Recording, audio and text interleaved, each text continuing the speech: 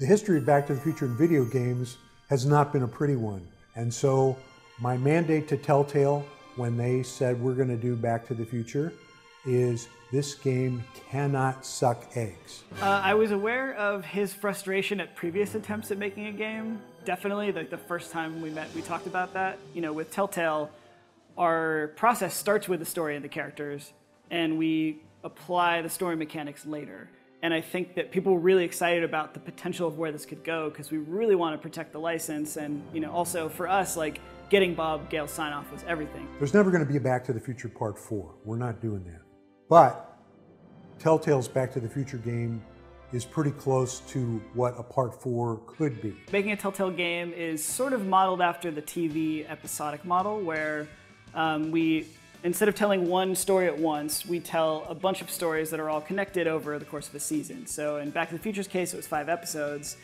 So first we figure out like the really rough story arc, and that's kind of where everything starts. We would have roundtable meetings with the Telltale guys would come down to LA. We got to talking about things. I proposed that we go back into Doc Brown's youth because this was an idea that Bob Zemeckis and I had way early on when we were trying to figure out what Back to the Future Part 2 was going to be about. And instantly, like all of the fans in the room just went, yeah, that's why we should do this. That's the story we want to tell and explore. And then it was all just a matter of, okay, well, we have this basic idea. How do we get the player involved? What is, you know, obviously we want it to be a Doc and Marty story. That was kind of the core of what the films are. And so we started there, came up with the problem for the whole series of Doc getting stranded back in time. Then we go in and start actually kind of creating the concept art. I remember seeing that first Marty sketch was another key moment in the process where we're like, okay, that's the thing we were most worried about in this production.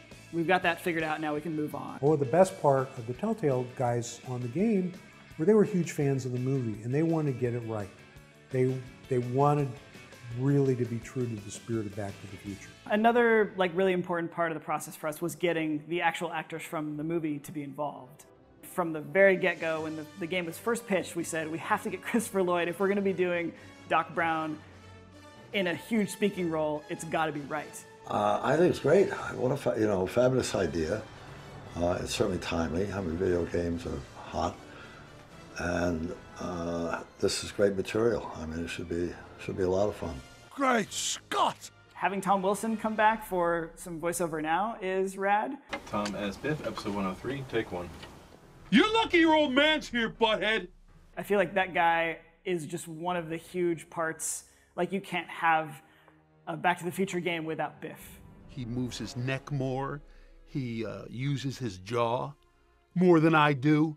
You know, things like that. So with every character in the movie, I would think about those things.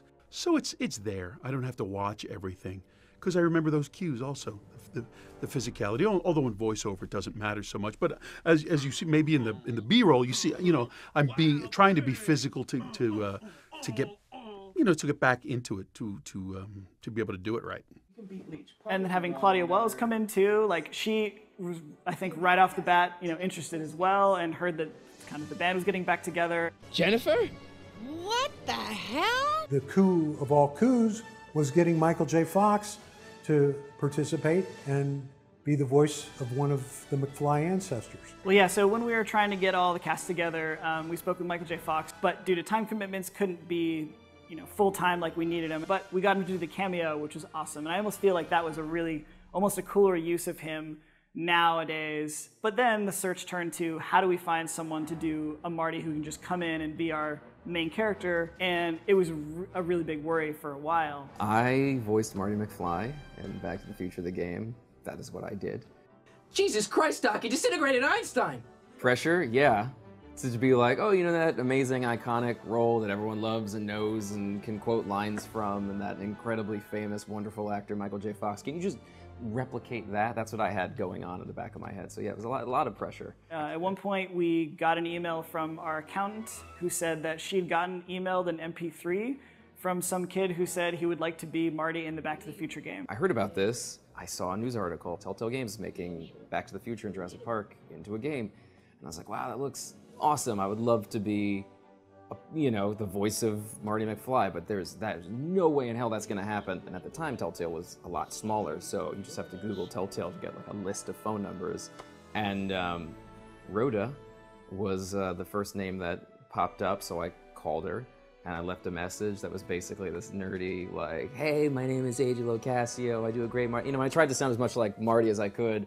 I was like, it's my density to have this role. But I remember it going across someone's desk, them hearing this audition and just saying, man, this kid sounds exactly like Michael J. Fox when he was young. Doc, you gotta listen to me.